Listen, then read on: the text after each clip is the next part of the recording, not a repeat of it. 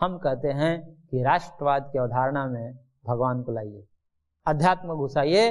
सब एक हैं, सब एक भगवान के ही संतान हैं, सब में भगवान ही स्थित है और वह अविभक्त रूप से स्थित है, समान रूप से स्थित है।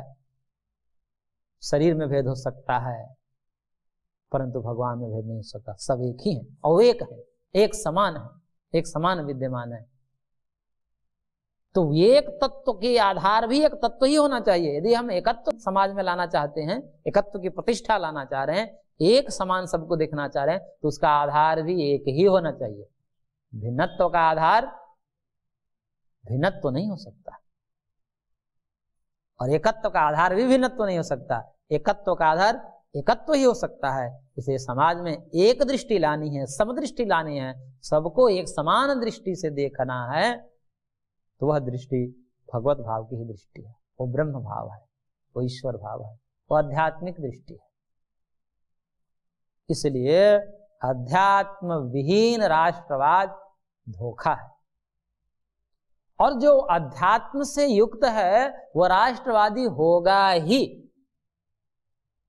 क्योंकि अध्यात्म की पढ़ाई यही है वसुधैव कुटुंबकम। वो तो वसुधा को अपने कुटुंब मान, यत्र विश्वम भवेते कनीडम, जहां पर विश्व पूरा ब्रह्मांड एक घोंसला है, हमारा ही घर है मान, और उसमें रहने वाला सब हमारे बंधु बांधव, इसलिए वसुधैव कुटुंबकम। तो यह अवधारणा किसने दी? अध्यात्म ने दिया।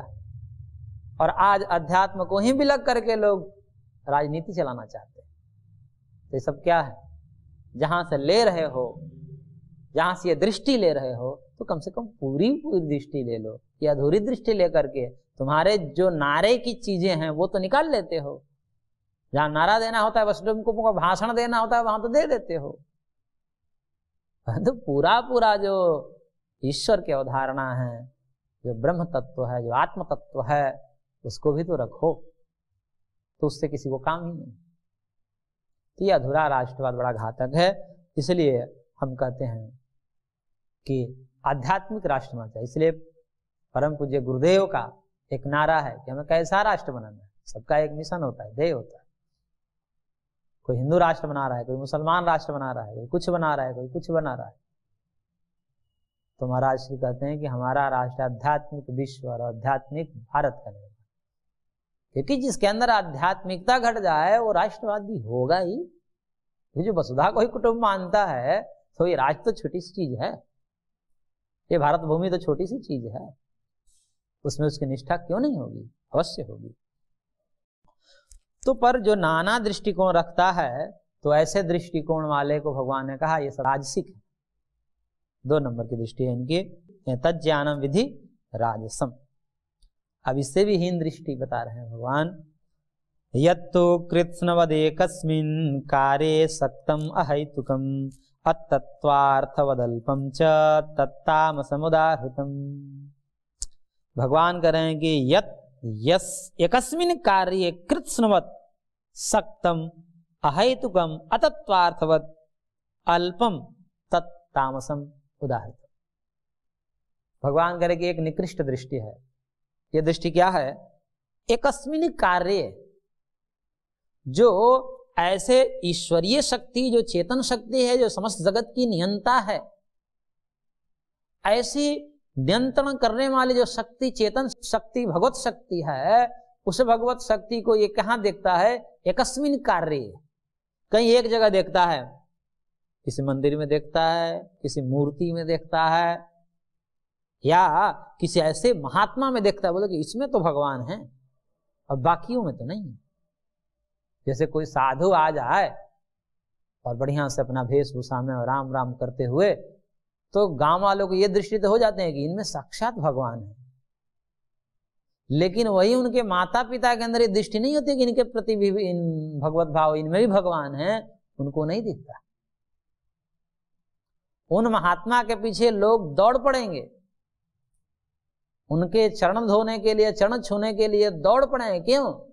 क्योंकि उनके अंदर भगवान देख रहे हैं वो। और वहीं अपने माता पिता, पति इत्यादि के प्रति नहीं है भाव। क्यों? क्योंकि एकस्मिन् कार्ये, एक जो मूर्त कहीं विग्रह है, उसी मूर्त विग्रह में भगवान को मान लिया, उसके अतिरिक्त भगवान को नहीं माना, यानी कि भगवान सर्वगत हैं, सर्वव्यापक है, ऐसी दृष्टि को नहीं माना। और कहा कैसे माना उसको भी, एकस्मिन कार्य कृत्स्नवत्, कृत्स्नवत् जैसे संपूर्ण दृष्टिकोण से मान लिया कि इतना ही भगवान है और यही संपूर्ण भगवान है, इसके अतिरिक्त भगवान नहीं।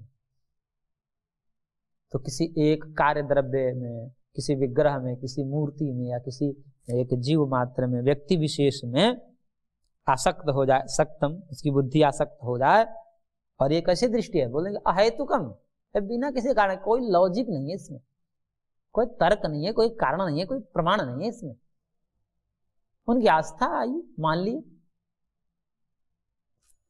तो अहेतुकम यानी कि बिना किसी कारण के, बिना किसी युक्ति के, और अतत्वार्थवत, तत्वार्थ नहीं है, ये तात्विक बात नहीं है, पारमार्थिक सत्य नहीं है, अतत्वार्थ है, अयथार्थ है, असत्य है, ये सब बातें, ये सब दृष्टि कैसी हैं, असत्य दृष्टि, सत्य दृष्टि नहीं है।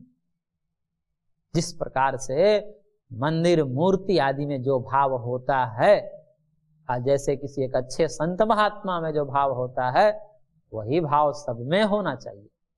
वास्तव में तो ये दृष्टि होनी चाहिए, सब में वही भगवान है। परंतु ऐसा न होकर किसी एक कार्य विशेष में, शरीर रूप में, मूर्ति इत्यादि में भावना तो कर लेता है और उतने के हुई संपूर्ण मानता है, तो भगवान कह रहे हैं कि यह अतत्वार्थवत है, तात्विक अर्थ से रहित है, अल्पम, ये दृष्टि कैसी है, बहुत अल्प है, अल्प बुद्धि वाला व्यक्ति है, तुच्छ बुद्धि है इसके, इसका ज्ञान तुच्छ है, पूरा ज्ञान नहीं। तो ये अल्प ज्ञान है, तत्तामसम उदाहरणम, ऐसे ज्ञान को क्या कहा गया है, तामसिक ज्ञान कहा है। इस प्रकार से ज्ञान हो जाए, भगवान को ही परिच्छिन्न मान ले, उस दिव्य शक्ति, चेतन शक्ति को भी परिच्छिन्न मान ले, एक जगह आसक्त हो जाए उसकी बुद्धि, यही है, इतना ही है बस, मंदिर देवालय इत्यादि में ही भगवान है, इससे बाहर भगवान नहीं है। इसी कारण से तो सारे पाप तो इसी से होते हैं। मंदिर में कहेंगे मंदिर में तो हम झूठ नहीं बोलेंगे, लेकिन मंदिर पे चढ़ करके कसम खाओ तब हम मानेंगे। तो आप गांव में जाते हैं मंदिर के पास और फिर वहां हाथ उठा के बोलते हैं कि मैं सत्य बोल रहा हूं। अब वो जब बात मंदिर पर जाके बोल देगा, वहां डरता है, वहां सत्य बोल देगा, लेकिन अन्यत्र झूठ बोलेगा। क्यों? क्योंकि उसको पता है कि भगवान तो मंदिर में है, यहाँ थोड़ी है। उसको ये पता नहीं कि भगवान सब जगह है। तो करेगा ऐसा ज्ञान क्या है, तामसिक ज्ञान, थर्ड क्लास का है। इससे अच्छा तो ऊपर वाला है, कम से कम खंड खंड रूप में भगवान में भेद करके देख रहा है, ये भगवान है, ये फला भगवान है, ये फला भगवान है, नाना भगवान की पूजा कर रहा है। चलो सबको भगवान रूप में देख रहा है, ये तो अच्छा है कम से कम। लेकिन ये तो क्या कर दिया कि बस इतना ही है, इसके अतिरिक्त तो है ही नहीं। तो कह रहे कि ये तो बड़ा खतरनाक है। तो इसको तामसिक ज्ञान कहा भगवान। तो इस प्रकार से ज्ञान के तीन भेद बता दिए। अब कर्म के तीन भेद बता रहे हैं। ज्ञानम कर्म च कर्ता च, जो श्लोक संख्या 19 में कहा। तो अब कर्म के भेद बता रहे हैं श्लोक संख्या 23 में। नियतम संगरहितम अरागद्वेषतः कृतम अफल प्रेप्सुना कर्म यत्तत् सात्विकमुच्यते। कर्म भगवान की सात्विक कर्म क्या है? यत् कर्म नियतम संगरहितम अफल प्रेप्सुना अरागद्वेषतः कृतम तत् सात्विकम उच्यते। जो कर्म नियत है, नियत का तात्पर्य है जो शास्त्रों ने विहित कर दिया है कि क्षत्रियों का ये नियत कर्म है, ब्राह्मण का ये नियत कर्म है, वैश्य का ये नियत कर्म है, शूद्र का ये नियत कर्म है। ऐसे ही आश्रमों में गृहस्थ आश्रम का ये विहित कर्म है, वानप्रस्थ का ये विहित कर्म है, ब्रह्मचारी का ये विहित कर्म है, सन्यासी का ये विहित कर्म है। इस प्रकार से जो नियत कर्म को करने वाला हो, कर्म नियत होना चाहिए, अपने मन से नहीं, शास्त्र विहित होना चाहिए। तो नियत कर्म हो, लेकिन नियत कर्म भी कैसे हो? तो भगवान ने कहा संगरहितम, आसक्ति होकर के नहीं करना है कर्म। नियत कर्म का ही अनुष्ठान करना है आजीवन, परंतु आसक्त से रहित, संग रहितम। संग मतलब आसक्ति, आसक्ति से रहित होकर के, कर्तृत्व अभिमान से रहित होकर के, और अफल प्रेप सुना, फल की इच्छा से रहित होकर के, यानी कि कर्म में भी अभिमान नहीं होना चाहिए, कर्तृत्वाभिमान नहीं होना चाहिए, और फल में भी आसक्ति नहीं होना चाहिए, यानी कि कर्मासक्ति और फलासक्ति ये दोनों का परित्याग होना चाहिए। तो दोनों ही प्रकार के आसक्तियों से रहित कर्म होता है। संग रहितम अफल प्रेप सुना, और अराग द्वेषतः कृतम, वो व्यक्ति जो करता होता है किस भाव से करता है? अराग द्वेषतः, यानी कि न राग होता है न द्वेष होता है, न राग पूर्वक कर्म करता है न द्वेष पूर्वक कर्म करता है, अपितु न्यूट्रल भाव से कर्म करता है, समत्व भाव से कर्म करता है। तो इस प्रकार से अराग द्वेषतः कृतम तत् सात्विकम उच्यते, ऐसे कर्म को क्या कहते हैं? सात्विक कर्म है। ऐसे केवल कर्म मात्र से, कभी कभी धार्मिक कर्म को भी कह देते हैं सात्विक कर्म कर रहा है। सात्विक कर्म की भगवान बहुत ऊंची परिभाषा दे दी। कई बार जो नियत कर्म है, अपने नियत कर्म को भी करते रहने से व्यक्ति को कह देते हैं लोग ये सात्विक कर्म कर रहा है। ऐसा नहीं है, नियत कर्म के साथ साथ वो राग द्वेष से रहित होकर कर्म कर रहा हो, कर्तृत्वाभिमान न हो, फल के प्रति आसक्ति न हो, इस प्रकार से उस नियत कर्म का अनुष्ठान यदि वो कर रहा है, तभी उसको हम सात्विक कर्म कह सकते हैं। तो यह सात्विक कर्म है। नियतम संग्रहितम अराग द्वेषतः कृतम अफल प्रेप सुना कर्म यत्तत् सात्विकम उच्यते, इसको सात्विक कर्म कहा। राजसिक कर्म क्या है? तो कह रहे हैं कि यत्तु कामेप्सुना कर्म साहंकारेण वा पुनः क्रियते बहुलायासम तद्राजसमुदाहृतम। करें कि यत् कर्म बहुलायासम, बहुत परिश्रम करके करना पड़ता है। क्यों? क्या जो सात्विक कर्म उसमें परिश्रम नहीं होता, वो आराम से हो जाते हैं क्या? तो भगवान कहते हैं हाँ, कुछ तो आराम होता है। क्या है? तो करेंगे बहुलायासम, यानी कि बहुत आयास करके, बहुत परिश्रम से जो कर्म होते हैं। क्यों होते हैं? कामेप्सुना, क्योंकि उनमें कामना है, और ये कामना बड़ा दुख देती है। कामना तो बहुत पहले कामना हो जाए, क्योंकि कामना कुछ भी हो सकती है, इसका भी एक अलग ही संसार है कामनाओं का। कुछ भी कामना व्यक्ति कर सकता है, और वो कामनाएं असीमित है। कोई कुछ भी कभी भी कामना कर सकता है, उसके मन में वो इच्छाएं जग सकती है, जिसका कोई अंत नहीं, सीमा नहीं, असीम है। और ऐसी कामनाएं जो हैं वो कामना के समय ही दुख देती है, और उसके पूर्ति पर चले तो और ही दुख है। तो कितनी कामनाएं हैं, उसको अनुष्ठान करने जाए वो पूर्ति होने वाली है? कभी भी पूर्ति होने वाली नहीं, इसलिए उसको बहुत कष्ट करना पड़ता है, बहुत कष्ट सहना पड़ता है।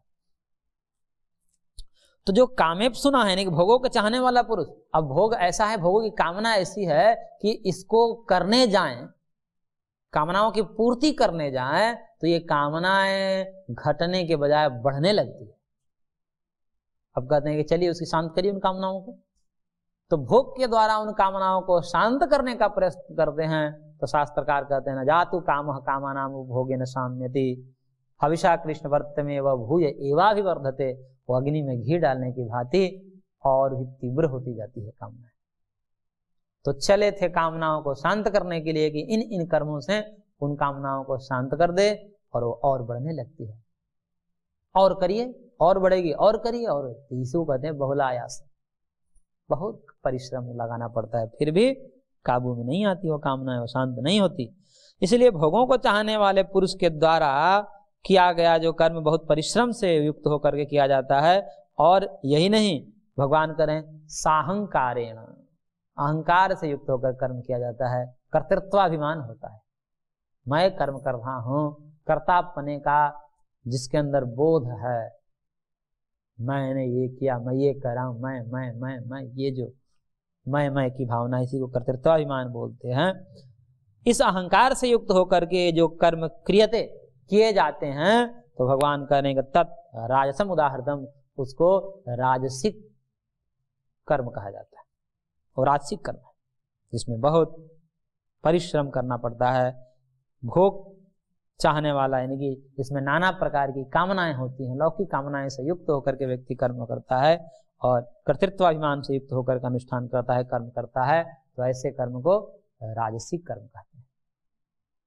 अब अंत में तामसिक कर्म है, तो भगवान कह रहे हैं अनुबंधम क्षयम हिंसाम अनवेक्ष्य च पौरुषम मोहादारभ्यते कर्म यत्तत्तामसमुच्यते। कह रहे हैं भगवान कि यत् कर्म अनुबंधम क्षयम हिंसाम पौरुषम अनवेक्ष्य, चार चीजें बताई भगवान ने। पहली बात बताई अनुबंध, अनुबंध फल को बोलते हैं, अनुबंध फल को बोलते हैं, कर्म का जो फल होता है उसको अनुबंध बोलते हैं। तो जो कर्म करते समय इन चार चीजों का ध्यान नहीं दिया जाता है। जो कर्म करने वाला व्यक्ति उस कर्म में चार चीजों का ध्यान नहीं दिया, परिणाम का, इसका फल क्या होगा, फल का मतलब तात्कालिक नहीं, अंततः परिणाम क्या होगा, दीर्घकालिक परिणाम क्या होगा, इसको भी देखना पड़ता है। कभी कभी क्या होता है कि तात्कालिक रूप से जिस कर्म को करने में सुख मिल जाता है उसको कर देते हैं और फिर अनंत कालों तक दुख के सागर में डूब जाते हैं। तो उसको आगे सुख के विभाग करेंगे तो भगवान बताएंगे। सुख भी तीन प्रकार के होते हैं, यह अध्याय बहुत ही महत्वपूर्ण अध्याय है। तो कह रहे हैं भगवान कि जिस कर्म में अनुबंध, इसका परिणाम क्या होगा, क्षय, ये खत्म भी होगा एक दिन, ये नाश भी होगा, ऐसा ही नहीं रहेगा।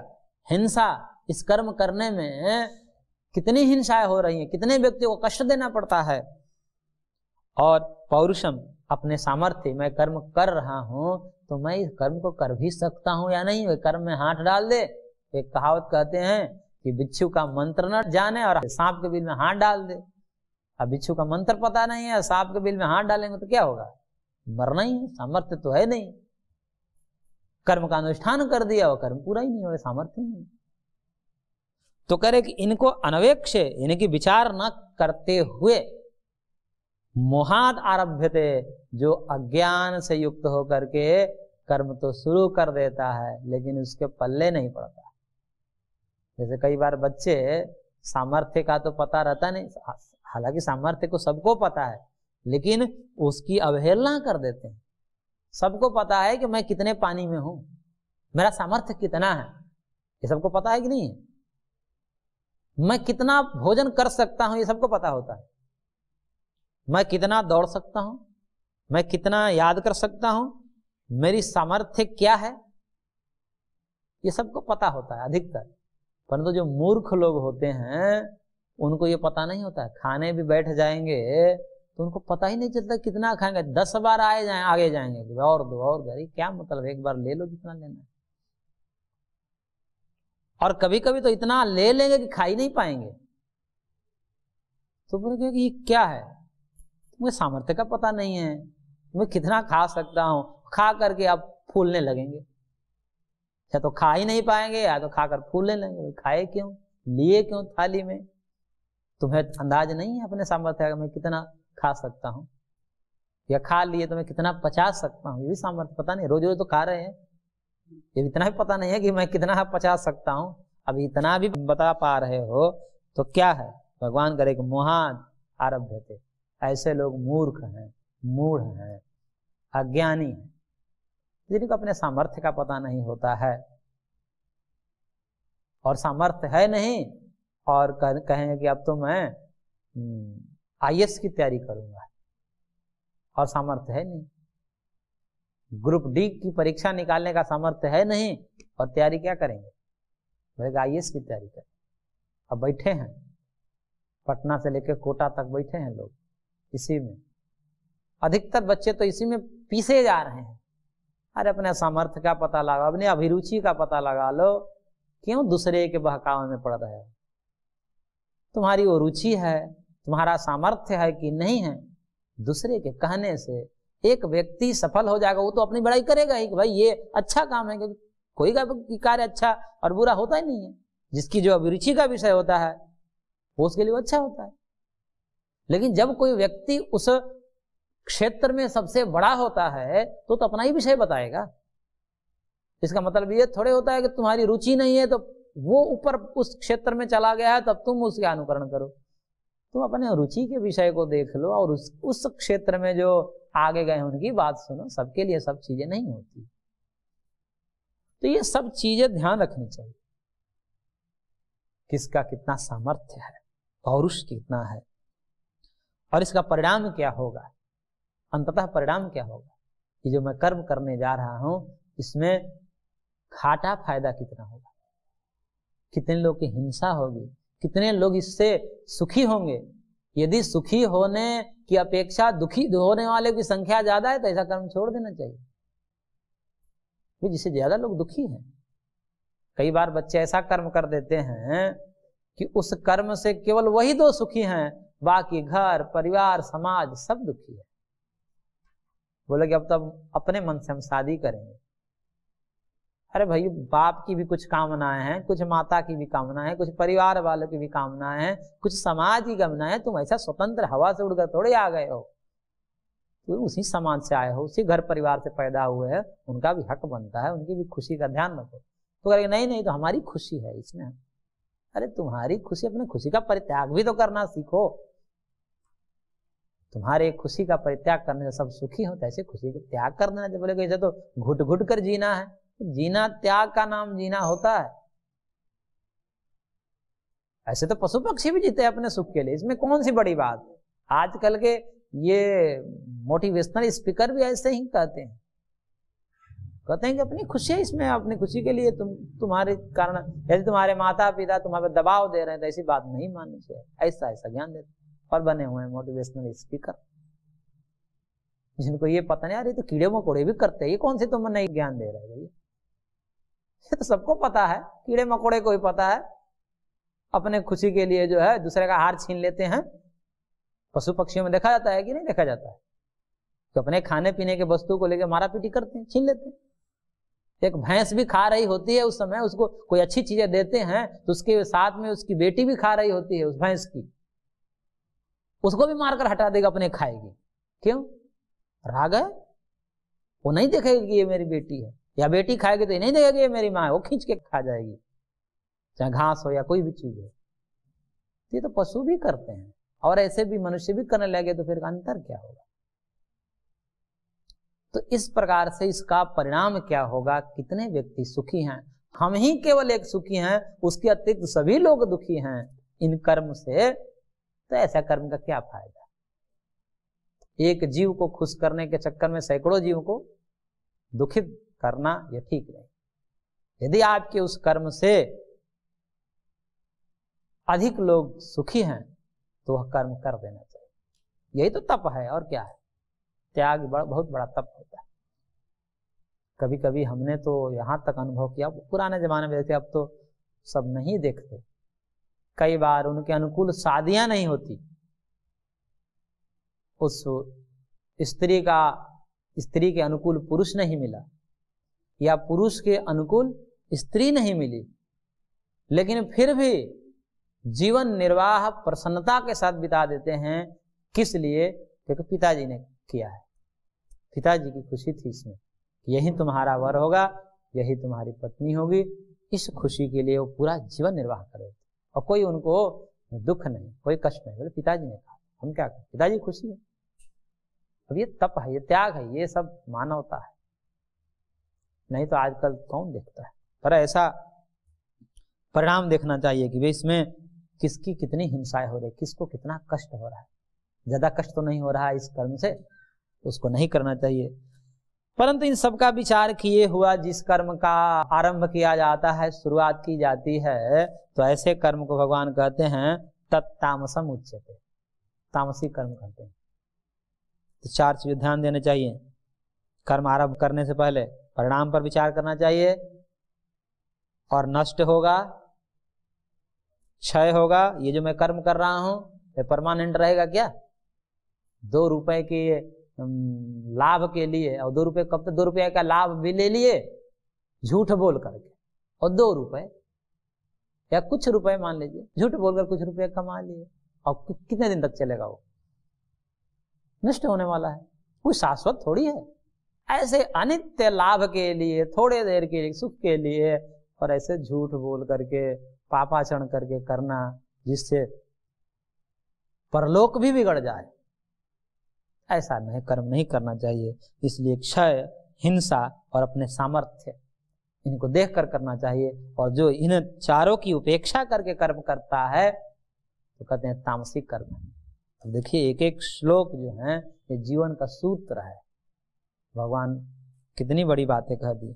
इसी एक एक श्लोक पर यदि विचार किया जाए तो जीवन बदल सकता है। तो यत् अनुबंधम क्षयम हिंसाम अनवेक्ष्य च पौरुषम मोहाद आरभते कर्म यत्तत् तामसम उच्यते। तो ये तामसिक कर्म है। अब फिर तीसरा क्या था श्लोक संख्या 19 में, ज्ञानम कर्म च कर्ता च। ज्ञान के भी 3 भेद कर दिए भगवान ने, कर्म के भी यहाँ पर 3 भेद पूरा होता है। अब कर्ता के 3 भेद बता रहे हैं कि कर्ता के भी 3 भेद होते हैं, सात्विक कर्ता, राजसिक कर्ता और तामसिक कर्ता। तो पहले सात्विक का भेद बता रहे हैं भगवान। मुक्त संगो न हमवादी धृत्योत्साह समन्वितः सिद्ध सिद्धयो निर्विकारः कर्ता सात्विक उच्यते। भगवान करेगा सात्विक कर्ता कौन है, तो करेगा मुक्त संगः। सबसे पहला लक्षण है वह आसक्ति से रहित है, कोई आसक्ति नहीं उसे, किसी से कोई राग नहीं है। कर्म करता है तो राग पूर्वक नहीं करता, यानी कि उससे कर्म छीन लिया जाए। कर्म में राग तब पता चलता है कि जब उस कर्म को छीन लिया जाए उससे, तब देखिए। तो देखा जाता है कि किसी नेता को सीट न दी जाए, पार्टी के द्वारा बिलखने लगता है और रोने लगता है। हमको जीता नहीं, अभी चुनाव लड़ेगा, अब चुनाव लड़ा भी नहीं, लड़ने के बाद जीतेगा वो अलग बात है, लेकिन अभी सीट नहीं दिया गया, इतने सोचते। इसका मतलब देखिए आसक्ति। आज की कक्षा को हम यहीं पर विराम देते हैं, शेष अगले अंक में।